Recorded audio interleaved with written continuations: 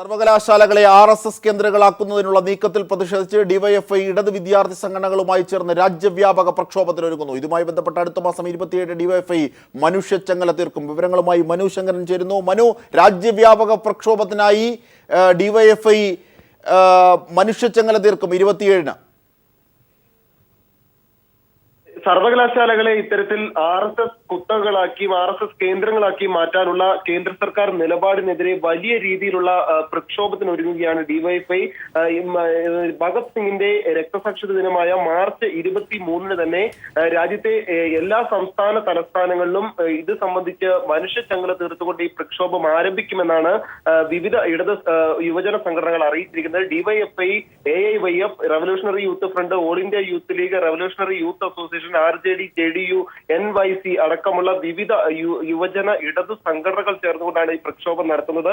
March 23 മുതൽ 31 വരെ വിവിധ സംസ്ഥാനങ്ങളിൽ, രാജ്യത്തെ മുഴുവൻ സംസ്ഥാനങ്ങളിലും ഇത് സംബന്ധിച്ച് പ്രക്ഷോഭ മനുഷ്യച്ചങ്ങല തീർത്തുകൊണ്ടാകും ഈ പ്രതിഷേധം ആരംഭിക്കുക. തുടർന്ന് സർക്കാർ സർവകലാശാലകളിലേക്ക് നടത്തുന്ന ഈ കടന്നുകയറ്റം അവസാനിപ്പിക്കുന്നത് വരെ ഈ പ്രതിഷേധം തുടരുമെന്നും വിവിധ യുവജന സംഘടനാ പ്രതിനിധികൾ തന്നെ ദില്ലിയിൽ വ്യക്തമാക്കുകയുണ്ടായി. മാത്രമല്ല, സ്മൃതി ഇറാനി പാർലമെന്റിനെ തെറ്റിദ്ധരിപ്പിച്ച നടപടിയിൽ അവകാശ ലംഘനത്തിനടക്കം ഇടതുപക്ഷം നോട്ടീസ് നൽകി കഴിഞ്ഞു. ഇക്കാര്യത്തിൽ സ്മൃതി ഇറാനി മാപ്പ് പറയണമെന്നും വിവിധ ഇടതു സംഘടന, യുവജന സംഘടനകൾ ആവശ്യപ്പെടുകയും ചെയ്തിട്ടുണ്ട്. പാർലമെന്റിനെ പോലും തെറ്റിദ്ധരിപ്പിക്കുന്നു. മാത്രമല്ല, സർവകലാശാലകളിലേക്ക് അഭിപ്രായ സ്വാതന്ത്ര്യത്തിനുള്ള അവകാശ ലംഘനങ്ങൾ സർക്കാർ തുടരെ നടപ്പാക്കുന്നു. സോഷ്യൽ മീഡിയയിലേക്ക് പോലും സർക്കാർ അഭിപ്രായ സ്വാതന്ത്ര്യത്തിന് കടിഞ്ഞാണിടുന്ന നടപടികൾ നടപ്പാക്കുകയും ചെയ്യുന്നു. ഇത്തരത്തിൽ വലിയ രീതിയിൽ ഉള്ള ഒരു ഏകാധിപത്യ ശൈലി കേന്ദ്ര സർക്കാർ തുടരുന്നതിനെതിരെയുള്ള വലിയ രീതിയിലുള്ള ഒരു പ്രതിഷേധത്തിനാണ് വിവിധ ഇടതു യുവജന സംഘടനകൾ പ്രക്ഷോഭമായി ഇതിലൂടെ പ്രതിരോധിക്കാൻ ഒരുങ്ങുന്നത്. അജിം ഷാ. ശരി, മനു ശങ്കരനാണ് വിവരങ്ങൾ നൽകിയത്. വിവിധ ഇടത് സംഘടനകളെ ഏകോപിപ്പിച്ച് രാജ്യവ്യാപക പ്രക്ഷോഭത്തിനൊരുങ്ങുന്നു ഡിവൈഎഫ്ഐ. കേന്ദ്ര സർക്കാരിൻ്റെ RSS വൽക്കരണത്തിനെതിരെ ഭഗത് സിംഗിൻ്റെ രക്തസാക്ഷിത്വ ദിനത്തിലാണ് ഇതിനായി മനുഷ്യച്ചങ്ങല തീർത്തുകൊണ്ട് പ്രതിഷേധത്തിന് തുടക്കമിടുന്നത്. ഇതിൻ്റെയൊക്കെ വിശദാംശങ്ങളാണ് മനു ശങ്കരൻ നൽകിയത്. മറ്റൊരു വാർത്തയിലേക്ക്. സീറ്റ് വിഭജനം UDFൽ കീറാമുട്ടിയാകുന്നു. കൊല്ലത്ത് ഘടകകക്ഷികളിൽ RSPക്ക് മാത്രമേ സീറ്റ് നൽകൂ എന്ന് DCC പ്രസിഡന്റ്. 11 മണ്ഡലങ്ങളിൽ 3 സീറ്റ് RSPക്കും 8 സീറ്റ് കോൺഗ്രസിനുമാണെന്ന് DCC പ്രസിഡന്റ് എഴുകോൺ സത്യശീലൻ വ്യക്തമാക്കി. കൊല്ലത്തെ പാർട്ടിയെ സംബന്ധിച്ചോളം അവിടെ UDFൽപ്പെട്ട 3 കക്ഷികൾ, RSPക്ക് 3 സീറ്റ്, ചവറ, ഇരുവീരം, കുന്നത്തൂർ, അവരുടെ കയ്യിലിരിക്കുന്ന 3 സീറ്റ് അത് അവർക്ക് തന്നെ യുക്തമായി ഉപയോഗിക്കാവുന്ന കാഴ്ചപ്പാടാണ് നമ്മുടെ പാർട്ടിക്കും കൊല്ലം ജില്ലാ UDFനും ഉള്ളത്. അപ്പോൾ ജില്ലാ കോൺഗ്രസ് കമ്മിറ്റി അക്കാര്യത്തിൽ വളരെ വ്യക്തമായി അതിൽ തർക്കമുണ്ടാക്കേണ്ട എന്ന് തന്നെ തീരുമാനിച്ചിട്ടുണ്ട്. ബാക്കി 8 സീറ്റാണ് അവശേഷിക്കുന്നത്. 8 സീറ്റ് കോൺഗ്രസിന് തന്നെ നിലനിർത്താനും അത് ജില്ലയിൽപ്പെട്ട സ്ഥാനാർത്ഥികളെ കൊണ്ട് തന്നെ മത്സരിപ്പിക്കാനും കഴിയണം എന്ന കാര്യത്തിൽ ഞാൻ ഉറച്ചു നിൽക്കുകയാണ്. എന്നാൽ നിയമസഭാ തെരഞ്ഞെടുപ്പിലെ സീറ്റിനായി മുസ്ലിം ലീഗും പിടിമുറുക്കുന്നു. തെക്കൻ കേരളത്തിൽ 2 സീറ്റ് വേണമെന്ന് മുസ്ലിം ലീഗ് ആവശ്യപ്പെട്ടു. RSPക്ക് വേണ്ടി ഇരവിപുരം വിട്ടുകൊടുക്കേണ്ടെന്നാണ് ലീഗ് കൊല്ലം ജില്ലാ കമ്മിറ്റിയുടെ തീരുമാനം. ഒപ്പം സത്യശീലൻ DCCക്ക് വേണ്ടി അഭിപ്രായം പറയേണ്ടെന്ന് മുസ്ലിം ലീഗ് നേതാവ് A. യൂനുസ് കുഞ്ഞ് പീപ്പിൾ TVയോട് പ്രതികരിച്ചു. 1980 മുതൽ തെക്കൻ കേരളത്തിൽ ലീഗ് മത്സരിക്കുന്ന ഇരവിപുരം സീറ്റ് ലീഗിനെ സംബന്ധിച്ച് അഭിമാന പ്രശ്നമാണെന്നാണ് കൊല്ലത്ത് ചേർന്ന ലീഗ് മണ്ഡലം ഭാരവാഹികളുടെ യോഗത്തിന്റെ നിലപാട്. അതുകൊണ്ട് തന്നെ ഒരു നീക്കുപോക്കിനും നേതൃത്വം വഴങ്ങരുതെന്ന് ഭാരവാഹികൾ നേതാക്കന്മാർക്ക് മുന്നറിയിപ്പ് നൽകി. മണ്ഡലം കൊല്ലം ജില്ലയിൽ ഇരവിപുരം നിയോജക മണ്ഡലമാണ് 80 മുതൽ ഞങ്ങൾ മത്സരിച്ചുകൊണ്ടിരിക്കുന്നത്. ഇപ്പോഴും സാങ്കേതികമായ ചില പ്രശ്നങ്ങളുണ്ട്. ജയിച്ചവർക്ക് സീറ്റ് കൊടുക്കണമെന്ന് കൂടി തീരുമാനിച്ചാൽ ഞങ്ങൾ കൊല്ലം ജില്ലയിൽ മറ്റിടത്ത് ചോദിക്കും. മുമ്പ് ലീഗിന് 2 സീറ്റ് ഉണ്ടായിരുന്നു. ഇപ്പോൾ കോൺഗ്രസിന്റെ UDFിന്റെ ഭാഗത്ത് 3-4 സീറ്റ് ഒഴിവുണ്ട്. അതുകൊണ്ട് ലീഗിന് 2 സീറ്റ് കിട്ടണം കൊല്ലം ജില്ലയിൽ. ജില്ലാ മുസ്ലിം ലീഗിന്റെ പ്രസിഡന്റ് സ്ഥാനാർത്ഥിത്വം കൊടുക്കണം എന്ന് തന്നെയാണ് ജില്ലാ ഭരണ കമ്മിറ്റി ഇരവിപുരം നിയോജക മണ്ഡലത്തിന്റെ പ്രസിഡന്റ് എന്നുള്ളത് വ്യക്തമായി ഞാൻ പറഞ്ഞത്. 980 2 മണ്ഡലത്തെ നമ്മൾ മത്സരിച്ചത് ചടയമംഗലം, ഇരവിപുരം. പക്ഷേ ആ ചടയമംഗലത്തിൽ നമ്മൾ 80 കഴിഞ്ഞിട്ട് കിട്ടിയിട്ടില്ല. അതുപോലെ തന്നെ തിരുവനന്തപുരത്ത് 2 സീറ്റിലാണ് നമ്മൾ മത്സരിച്ചത്. വെസ്റ്റിലും മത്സരിച്ച് കടത്തിട്ടു. ഈ 2 മണ്ഡലം ഒന്ന് മാറിക്കൊടുത്തപ്പോൾ ആ 2 മണ്ഡലം പോയതുപോലെ ഇനി കൊല്ലത്ത് അങ്ങനെ ഒരു മണ്ഡലം പോകാൻ പാടില്ല. മാത്രമല്ല തെക്കൻ കേരളത്തിൽ 2 സീറ്റ് വേണമെന്ന ആവശ്യവും ലീഗ് ഉന്നയിക്കും. അതേസമയം ഇരവിപുരത്ത് RSP മത്സരിക്കാൻ തീരുമാനിച്ചു. സംസ്ഥാന സെക്രട്ടറി A. ആസിസ് മത്സരിക്കുമെന്ന് പ്രഖ്യാപിച്ച് തെരഞ്ഞെടുപ്പ് പ്രവർത്തനങ്ങൾ തുടങ്ങിക്കഴിഞ്ഞു. ജയസാധ്യതയില്ലാത്ത ഏതെങ്കിലും മണ്ഡലം നൽകി ലീഗിനെ ഒതുക്കാനാണ് കോൺഗ്രസിന്റെ നീക്കം. RSP UDF-ൽ എത്തിയതോടെ കൊല്ലത്ത് ലീഗിനെതിരെ കോൺഗ്രസ് നേതൃത്വം പരസ്യമായി രംഗത്ത് വന്നിരുന്നു. തദ്ദേശ തെരഞ്ഞെടുപ്പിൽ ലീഗിനെ കാലുവാരിയതും വരാൻ പോകുന്ന നിയമസഭാ തെരഞ്ഞെടുപ്പിൽ തങ്ങളെ ദുർബലപ്പെടുത്താനാണെന്നും ലീഗ് നേതൃത്വം തിരിച്ചറിയുന്നു. രാജ്കുമാർ, ന്യൂസ് ബ്യൂറോ, കൊല്ലം. ഇരവിപുരം സീറ്റ് വിട്ടു നൽകുന്ന കാര്യം UDF-ൽ ചർച്ച ചെയ്യുമെന്ന് PK കുഞ്ഞാലിക്കുട്ടിയും. സീറ്റുകളുമായി ബന്ധപ്പെട്ട കാര്യം UDF ആണ് ചർച്ച ചെയ്യേണ്ടതെന്നും കുഞ്ഞാലിക്കുട്ടി പറഞ്ഞു. ഒരു സ്വന്തം അഭിപ്രായം എടുത്ത് പുറത്ത് പറയുന്നത് ശരിയല്ലല്ലോ. UDF-ൽ അതിൻ്റെ ഗുഡ് സ്പിരിറ്റിൽ ഞങ്ങൾ ഈ വിഷയം ചർച്ച ചെയ്യും. ഞങ്ങൾ അനാവശ്യമായി തർക്കങ്ങളും ബഹളങ്ങളും ഒന്നും ഉണ്ടാക്കുന്ന പാർട്ടി അല്ലല്ലോ, അറിയാലോ. അപ്പോൾ അതുകൊണ്ട് വളരെ ആരോഗ്യകരമായ ചർച്ചയിലൂടെ ഈ പ്രശ്നങ്ങളൊക്കെ ഞങ്ങൾ സോർട്ട് ഔട്ട് ചെയ്യും. ഞങ്ങൾ UDF-ൽ വളരെ ആരോഗ്യമായ ചർച്ച നടത്തി തീർക്കാവുന്ന പ്രശ്നങ്ങൾ മാത്രമേ ലീഗിനുള്ളൂ.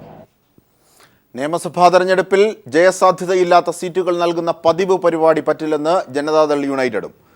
പുറത്തുപോയ ഘടകകക്ഷികളുടെ സീറ്റുകൾ ആനുപാതികമായി വീതിക്കണം. പതിവായി തോൽക്കുന്ന സീറ്റുകൾ വെച്ചുമാറണമെന്ന് ബുധനാഴ്ച ചേരുന്ന UDF യോഗത്തിൽ ആവശ്യപ്പെടുമെന്നും വർഗീസ് ജോർജ് പീപ്പിൾ TVയോട് പറഞ്ഞു.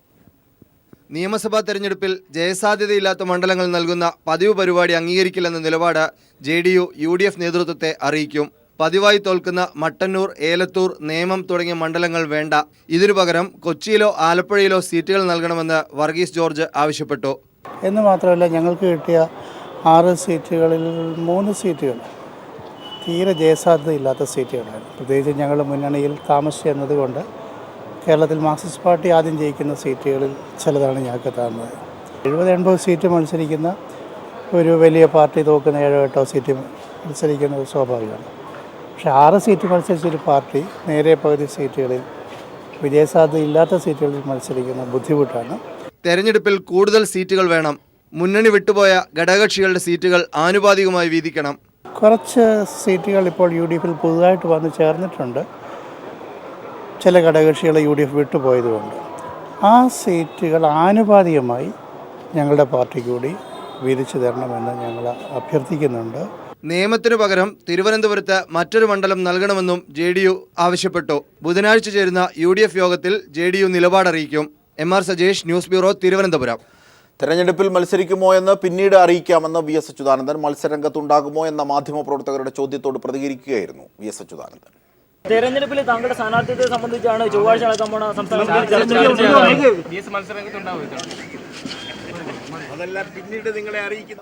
ഫ്രാൻസിസ് ജോർജിന്റെ നേതൃത്വത്തിൽ പുതിയ കേരള കോൺഗ്രസ് രൂപീകരിക്കും. ഫ്രാൻസിസ് ജോർജിനെ കൂടാതെ Antony Raju, doctor KC Joseph, PC Joseph എന്നിവരും പുതിയ പാർട്ടിക്ക് നേതൃത്വം നൽകും. കേരള കോൺഗ്രസിലെ ഒരു വിഭാഗം UDF വിട്ടേക്കും. വിവരങ്ങളുമായി സജേഷ്, ഞങ്ങളുടെ പ്രതിനിധി ചേരുകയാണ്. സജേഷ്, നേരത്തെ തന്നെ കേരള കോൺഗ്രസിലെ ജോസഫ് വിഭാഗത്തിനുള്ളിലെ പൊട്ടിത്തെറി കൂടുതൽ സജീവമായി പടരുന്ന കാഴ്ചയാണ് കാണുന്നത്. പഴയ KM ജോർജിന്റെ മകൻ ഫ്രാൻസിസ് ജോർജിന്റെ നേതൃത്വത്തിൽ കേരള കോൺഗ്രസ് പിളർപ്പിലേക്ക് UDF വിടാനൊരുങ്ങുന്നു. സജേഷ്. തീർച്ചയായും ഷാദ്, കേരള കോൺഗ്രസ് എമ്മിലെ പിളർപ്പ് ഉറപ്പായി കഴിഞ്ഞു. ഫ്രാൻസിസ് ജോർജിന്റെ നേതൃത്വത്തിൽ അതൃപ്തരായിട്ടുള്ള ഒരു വിഭാഗം നേതാക്കൾ പുതിയ പാർട്ടി രൂപീകരിക്കും. ഫ്രാൻസിസ് ജോർജ് ഇതിന് നേതൃത്വം നൽകും. ഫ്രാൻസിസ് ജോർജ്, KC ജോസഫ്, PC ജോസഫ്, ആന്റണി രാജു തുടങ്ങിയവരായിരിക്കും ഇതിൻ്റെ നേതൃനിരയിൽ ഉണ്ടാകുക. PJ ജോസഫ് വിഭാഗത്തിലെ പ്രധാനപ്പെട്ട നേതാക്കൾ എല്ലാവരും ചേർന്നാണ് ഇത്തരത്തിൽ ഒരു പുതിയ കേരള കോൺഗ്രസ് എന്ന രീതിയിലേക്ക് വരുന്നത്. PJ ജോസഫ് ഒഴികെ PJ ജോസഫ് വിഭാഗത്തിലുള്ള മുഴുവൻ നേതാക്കളും UDF വിടുന്നതിനുള്ള തീരുമാനത്തിൽ എത്തിക്കഴിഞ്ഞു. അതോടൊപ്പം തന്നെ മാണി വിഭാഗത്തിലും ചില നേതാക്കൾ ഇവർക്കൊപ്പം ഉണ്ടാകും. ചില സഭാധ്യക്ഷന്മാരുടെയും ഹൈറേഞ്ച് സമിതി പോലുള്ള സംഘടനകളുടെയും പിന്തുണയും ഇവർക്കുണ്ടെന്ന സൂചനകളാണ് നമുക്ക് ലഭിക്കുന്നത്. ഏറ്റവും അടുത്ത ദിവസം തന്നെ ഈ പുതിയ പാർട്ടിയുടെ പ്രഖ്യാപനം ഉണ്ടാകും. ഫ്രാൻസിസ് ജോർജിന്റെ നേതൃത്വത്തിലായിരിക്കും ഈ പുതിയ കേരള കോൺഗ്രസിന്റെ രൂപീകരണം എന്ന സൂചനയാണ് ലഭിക്കുന്നത്. കഴിഞ്ഞ കുറേ ദിവസങ്ങളായി PJ ജോസഫ് വിഭാഗവും KM മാണി വിഭാഗവും കേരള കോൺഗ്രസിൽ വലിയ അകൽച്ചയിലായിരുന്നു. കെ എം മാണിയുടെ രാജിക്ക് ശേഷം പരസ്പരം ആശയവിനിമയം ഇല്ലാത്ത ഒരവസ്ഥയിലേക്ക് കേരള കോൺഗ്രസിലെ രണ്ട് വിഭാഗങ്ങൾ നീങ്ങിയിരുന്നു. ഏറ്റവും ഒടുവിൽ സീറ്റിൻ്റെ കാര്യം വന്നപ്പോൾ കെ എം മാണി 2 സീറ്റ് മാത്രമേ PJ ജോസഫ് വിഭാഗത്തിന് നൽകാനാകൂ എന്ന നിലപാട് ആദ്യം എടുത്തു. പിന്നീട് അത് കഴിഞ്ഞ തവണ മത്സരിച്ച 4 സീറ്റ് എന്ന നിലയിലേക്ക് വന്നു. എന്നാൽ ഫ്രാൻസിസ് ജോർജിനെ പോലുള്ള പ്രമുഖ നേതാക്കൾ മത്സരിക്കുന്നതിന് അനുകൂലമല്ലാത്ത സാഹചര്യമാണ് കെ എം മാണി ഒരുക്കിയത്. പാർട്ടിക്ക് അത്തരം ആളുകൾക്ക് പുറത്തു പോകാമെന്ന രീതി വരെ ഉണ്ടായി.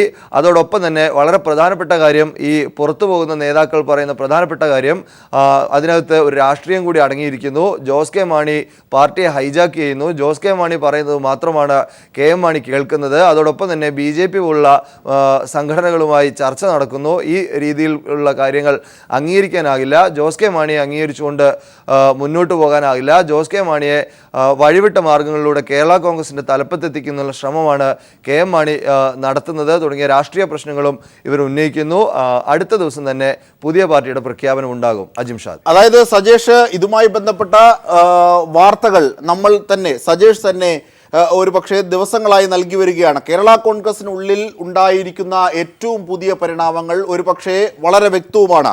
ജോസ് കെ മാണിയെ വല്ലാതെ അവരോധിക്കാനായി ശ്രമിക്കുന്ന മാണിയുടെ നീക്കം, ബാർക്കോഴയിലെ മാണിയുടെ ഇമേജ് തകർച്ച, ഇതൊക്കെ ചൂണ്ടിക്കാട്ടി ശക്തമായ പ്രക്ഷോഭം കേരള കോൺഗ്രസിനുള്ളിൽ ഇവർ നയിക്കുകയുണ്ടായി. എന്നാൽ PJ ജോസഫ് പ്രത്യേക ഘടകകക്ഷിയാകണം എന്ന ആവശ്യം വരെ അംഗീകരിക്കുകയും ഈ ഘടകകക്ഷി വിട്ട് പുറത്തേക്ക് UDF വിട്ട് പുറത്തേക്ക് പോകുന്നതിനെക്കുറിച്ച് ആലോചിക്കാതിരിക്കുകയും ചെയ്ത ഒരു സാഹചര്യത്തിലാണോ ഫ്രാൻസിസ് ജോർജിന്റെ നേതൃത്വത്തിൽ ഈ പ്രമുഖ നേതാക്കൾ വിടുന്നത് കേരള കോൺഗ്രസ്? അജിംഷാദ്, പ്രത്യേക ഘടകകക്ഷിയായി പരിഗണിക്കണമെന്ന PJ ജോസഫിൻ്റെ ആവശ്യം കെ എം മാണി അംഗീകരിക്കുന്നില്ല. കെ എം മാണി ഒരു തരത്തിലും ഇത് അംഗീകരിക്കാനാകില്ല എന്ന നിലപാട് UDF നേതൃത്വത്തെ അറിയിക്കുകയും ചെയ്തിട്ടുണ്ട്. അങ്ങനെ ഒരു ഘട്ടത്തിൽ മുന്നണിക്ക് പുറത്തേക്ക് പോവുക എന്ന നിലപാടിലേക്ക് ജോസഫ് ഗ്രൂപ്പിലെ പ്രമുഖർ വരുന്നു.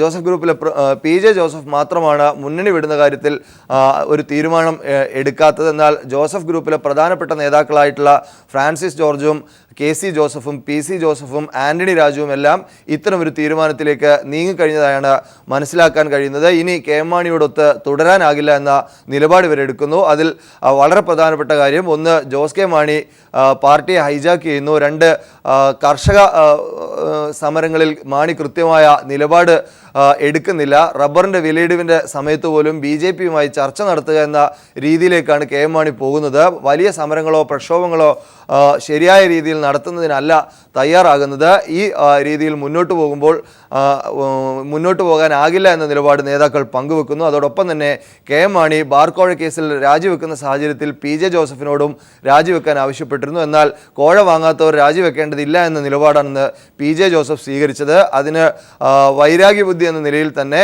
ഇപ്പോൾ തെരഞ്ഞെടുപ്പ് അടുത്തപ്പോൾ സീറ്റിൻ്റെ കാര്യം വരുമ്പോൾ PJ ജോസഫ് വിഭാഗത്തിന് അർഹിക്കുന്ന സീറ്റ് നൽകാനാകില്ല എന്ന നിലപാട് കെ എം മാണി എടുക്കുന്നു. അതോടുകൂടിയാണ് വലിയ തോതിൽ ഈ അകൽച്ച വീണ്ടും ഉരുണ്ടുകൂടിയത്. ഒരിക്കലും ഒരുമിച്ച് പോകാനാകില്ല എന്ന സാഹചര്യത്തിലേക്ക് നീങ്ങിയതും ആ ഘട്ടത്തിലാണ്. അതിൻ്റെ അനന്തരഫലമാണ് ഇപ്പോഴുള്ള ഈ പുറത്തേക്ക് പോക്ക്. ഫ്രാൻസിസ് ജോർജിൻ്റെ നേതൃത്വത്തിൽ ഒരു വിഭാഗം ആളുകൾ ഈ കേരള കോൺഗ്രസ് വിടും. PJ ജോസഫ് വിഭാഗത്തിലെ പ്രധാനപ്പെട്ട നേതാക്കളായിരിക്കും ഈ കേരള കോൺഗ്രസ് നയിക്കുക. മാണി വിഭാഗത്തിലെയും ചില ആളുകൾ ഇവർക്കൊപ്പമുണ്ട്. ഇവർക്ക് സഭാധ്യക്ഷന്മാരുടെയും ഹൈറേഞ്ച് സമിതി പോലുള്ള സംഘടനകളുടെയും കൃത്യമായ പിന്തുണയുമുണ്ട്. അജിംഷാദ്, അതായത് സജേഷ്, കേരള കോൺഗ്രസിന്റെ സ്ഥാപക നേതാവായ KM ജോർജിന്റെ മകൻ ഫ്രാൻസിസ് ജോർജിനോട് വ്യക്തിപരമായ വിരോധം പോലും തീർക്കുന്ന തരത്തിലേക്കുള്ള സമീപനം ഉണ്ടാക്കുന്നു. ഇപ്പോൾ സജേഷ് നേരത്തെ സൂചിപ്പിച്ചതുപോലെ ഇത്തരത്തിൽ ഒരുപാട് കാര്യങ്ങൾ ആന്റണി രാജുവും PC ജോസഫും ഒക്കെ പറയുന്ന ഈ നിലപാടുകൾക്കൊപ്പം PJ ജോസഫ് നിൽക്കുന്നില്ല. അവർ പറയുന്നത് പോലെ മുന്നണി വിടണമെന്ന ആവശ്യത്തിലേക്ക് PJ ജോസഫ് എത്തുന്നില്ല. ഈ പരിഭവമാണ് ഒരുപക്ഷെ മാണി ഗ്രൂപ്പിലെയും ജോസഫ് ഗ്രൂപ്പിലെയും വിഭാഗങ്ങളെ കൂടി അടർത്തി പുതിയ പാർട്ടിയിലേക്ക് രൂപം കൊള്ളാൻ പോകുന്നത്. അങ്ങനെയെങ്കിൽ സജേഷ്, അജിംഷാദ്, ബാർക്കോഴ വന്ന സാഹചര്യത്തിൽ പോലും PJ ജോസഫ് വിഭാഗത്തിലെ ഒരു വിഭാഗം നേതാക്കൾക്ക് വളരെ കൃത്യമായും കെ മാണിക്കെതിരായ നിലപാടുണ്ടായിരുന്നു. എന്നാൽ പരസ്യമായി അവരത് പറയുന്നതിന് തയ്യാറായില്ല. പാർട്ടി ചെയർമാൻ എന്ന നിലയിൽ മാണിയെ സംരക്ഷിക്കുന്ന നിലപാടാണ് എടുത്തത്. എന്നാൽ PC ജോസഫിനെ പോലുള്ള ആളുകൾ ആ ഘട്ടത്തിൽ പോലും വളരെ കൃത്യമായി തന്നെ ഈ ബാർക്കോഴ ശരിയായ രീതിയിൽ പരിശോധിക്കപ്പെടണം.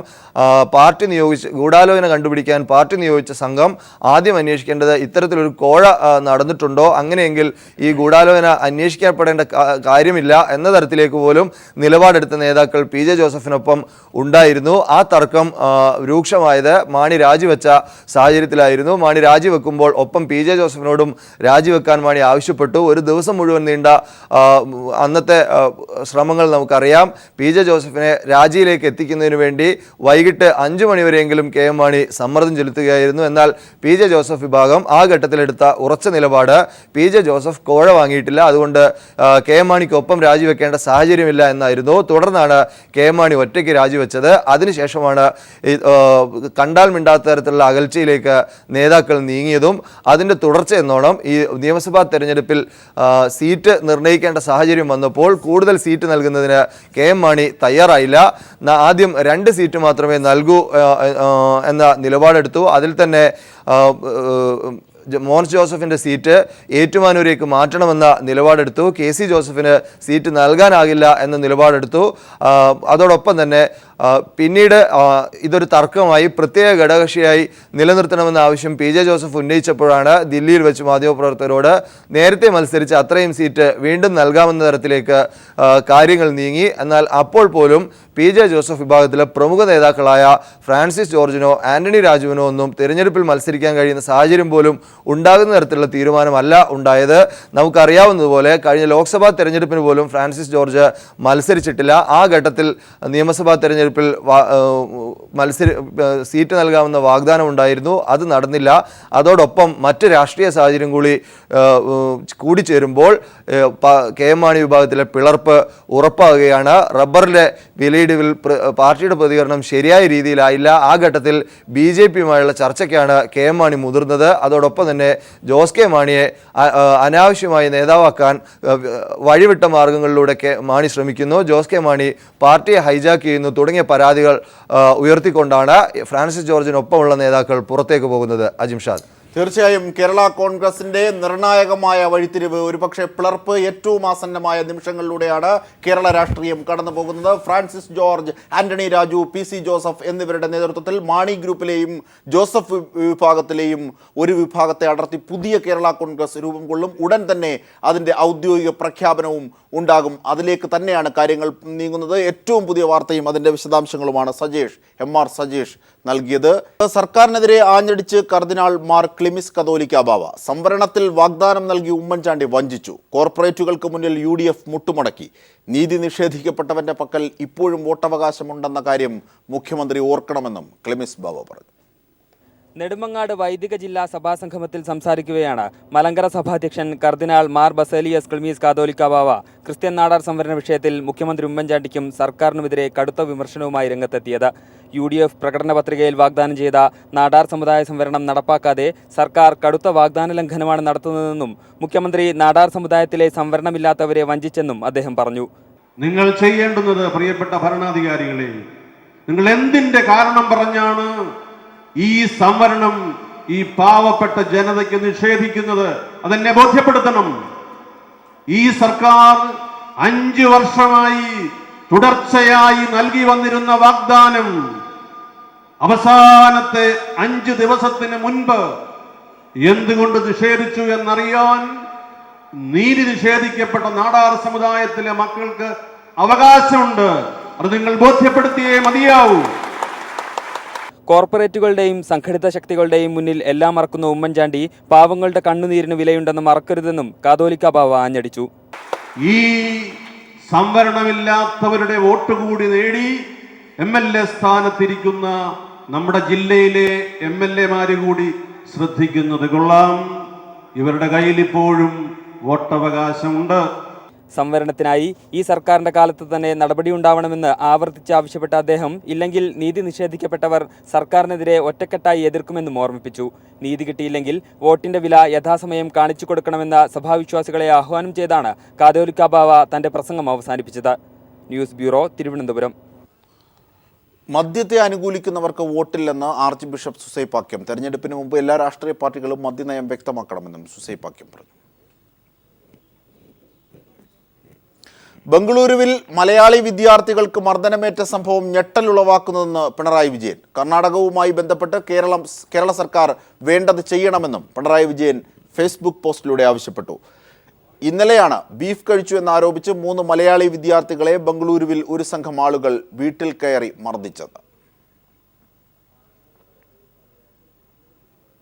ഒറ്റ രാത്രി കൊണ്ട് കുടുംബാംഗങ്ങളായ 14 പേരെ കൊലപ്പെടുത്തി യുവാവ് ആത്മഹത്യ ചെയ്തു. താനെയിലാണ് സംഭവം.